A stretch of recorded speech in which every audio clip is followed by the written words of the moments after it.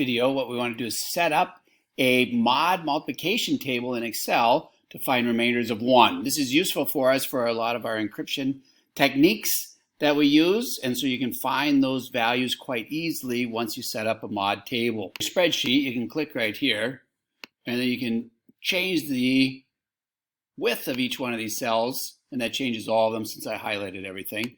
Then I'm going to start off with, so for instance, mod 7. So I'm going to go 0, 1, 2, 3, 4, 5, 6. Mod 7 would be those numbers. And then I jump over here, and I'm going to go 0, 1, 2, 3, 4, 5, 6 down here. Notice I leave this one blank. I'm going to do multiplication. And so now all I do is I go equal to, and I want to do the mod of this cell times this cell, and then that's going to be mod 7. Obviously that's 0. In fact, this whole column will be zeros, but now I'm going to fill down, and I'm going to end up with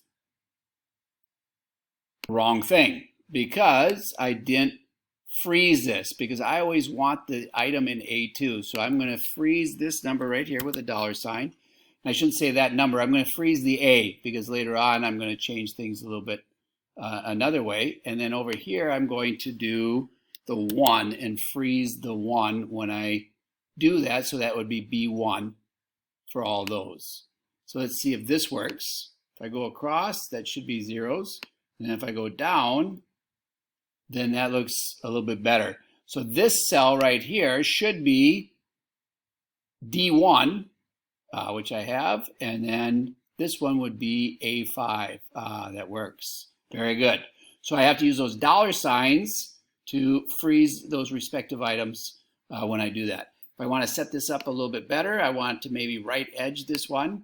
So I would do a right border, and then this one I would do a bottom border, and then I have my table that I want. Now, instead of looking through here and trying to make sure that I get all the ones that I want, I can do something called conditional formatting. So if I look here, I want to make the rule, I want a new rule, and just going to be a 1 color scale. But I want to do just highlight cell rules, and I want to do equal to, and I want to do equal to 1. So I'm going to put a 1 right there, and it's going to do this red. You can pick any color you want. And that finds all the 1s. And so I know in this one, 1 times 1 is going to give me 1.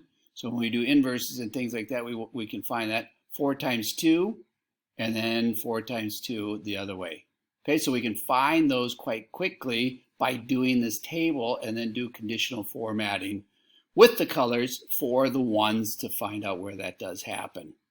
I hope this helps you expedite some of your life so you don't have to do all this by hand. Thanks.